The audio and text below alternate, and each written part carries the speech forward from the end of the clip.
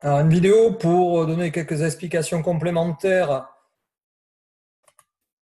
sur le TP synthèse en chimie qu'on a fait en terminale, donc l'estérification. Alors déjà, j'ai rectifié une erreur sur les pictogrammes. Donc ça va impacter la question 1.2. Voilà. Ensuite, la question, on m'a posé des questions sur la partie 3 là.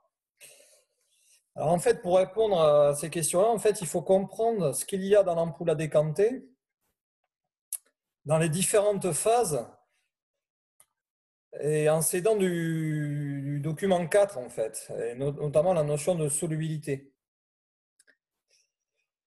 Alors le plus difficile, c'est ce qui se passe quand on rajoute les ions hydrogénocarbonates. Donc en fait, quand on rajoute les ions hydrogénocarbonates, il va y avoir une réaction, donc forcément entre les ions hydrogénocarbonates, HCO3-, et qui est une base,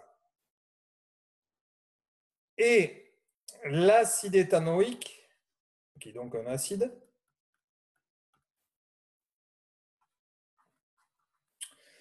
et l'acide éthanoïque va être transformé en ion éthanoate, CH3, CO-, ou CH3, CO2-, c'est la même notation.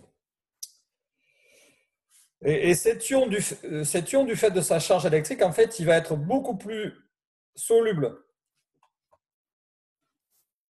dans la phase aqueuse que l'acide éthanoïque. Lui, l'ion, il est plus polaire du fait de sa charge électrique que CH3COH.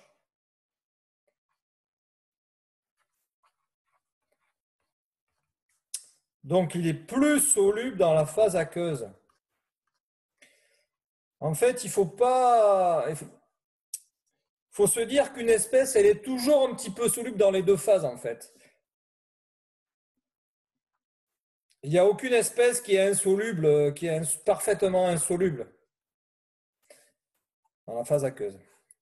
C'est-à-dire qu'en fait, l'acide éthanoïque sous la forme d'acide éthanoïque, il est soluble, bien sûr, dans la phase aqueuse, mais aussi dans la phase organique.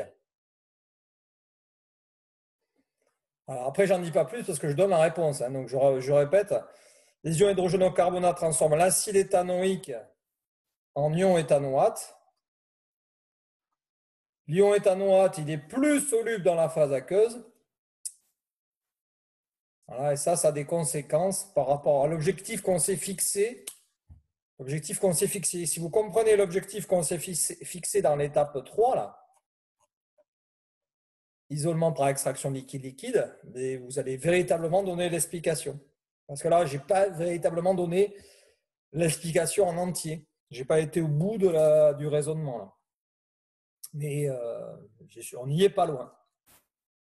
Après, qu'est-ce que je peux dire d'autre dans la partie 4, on n'a pas réalisé la distillation fractionnée qui correspond à ce schéma-là.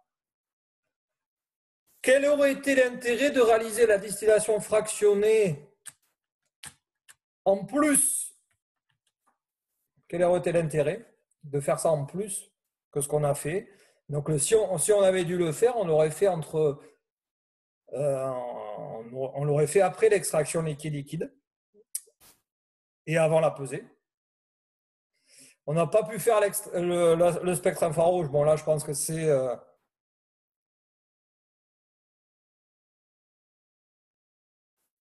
assez évident quel est l'objectif. Pareil pour la CCM. Là, je me rends compte que là, ici,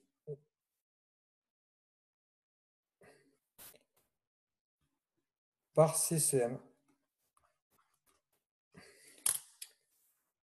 Voilà.